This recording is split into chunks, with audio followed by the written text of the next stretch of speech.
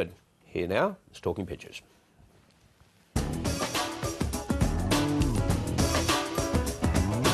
I'm freelance cartoonist Fiona Katauskas, filling in for Mike Bowers, and I've come to the historic Bat and Ball Hotel this morning to talk pictures with a man whose finger is always on the pulse, blogger for The Australian, Jack the Insider. G'day Fiona, good to be here. While the focus has turned to Anzac Day this week, Jack, we still saw some action on the home front, as our cartoonists have been keen to show. Very keen, very Anzac theme. And here we have one from David Pope. There is our Prime Minister, yes, looking over the top suitably of the attired. Suitably attired, yes, the captain's hat, I think he's wearing there, saying, oh, God, I envy you veterans. What I wouldn't give to be the first over the top, ready to sink the cold hard steel of my re-indexed parliamentary super into Johnny Deficit. Johnny Deficit. And there we have the veteran pensions, which are being taken back to the CPI. And we have the marvellous John Kudelka Yes, here. indeed. He's got a very sad scene here, Yes. a lonely scene. Speaking of anniversaries of disastrous campaigns, Joe. Can't we all just forget about that, says Joe. And there they are in the trenches again.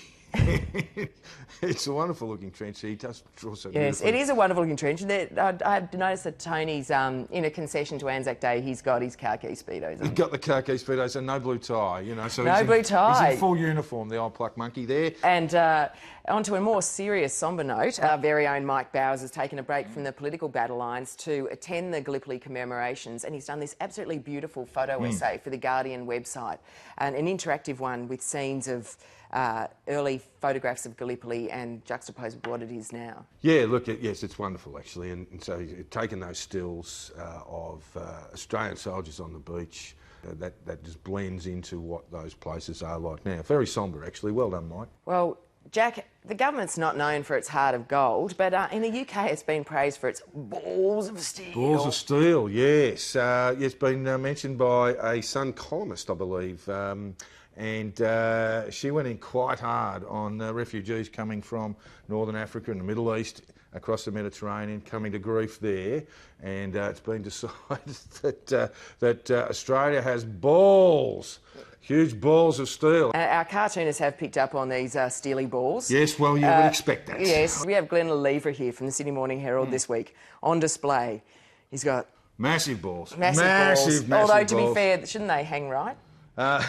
It depends. I think these might be ambidextrous. Oh, and then, of course, we have Australia's heart, which you can view under an electron microscope. Yes. And David Rowe, what magnificent work. He has come out swinging, both literally and metaphorically. He's gone the ball theme yeah, for he a start, has, and yes. then he's thrown in with his version of the national anthem. Australians, all let us rejoice, for our balls are made of steel. We've gold nail where hard as nails our tiny hearts don't feel. I actually like those lyrics. I prefer those lyrics to the current ones. Our land abounds in nature's gifts of beauty rich and rare, with can-do brains, contrarian Danes. Advance Australia fair.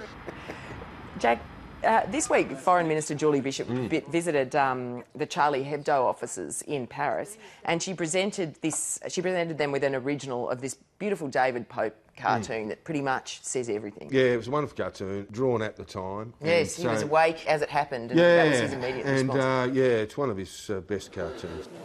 Coming from Australia, we see satire as an integral part of French society. It's as French as croissants. Jack, I know you love the nightlife. I do. You love the nightlife, and this is the moment you've been waiting for. This is it. It finally happened. The Queen, as Kira Gordon said on Twitter here, she demoted her husband with an Aussie night. Yeah, that's right. He's actually taken a pay cut by becoming an Australian knight. There he is there looking at it going, gee, I wonder if I can get out of that at cash converters right about now.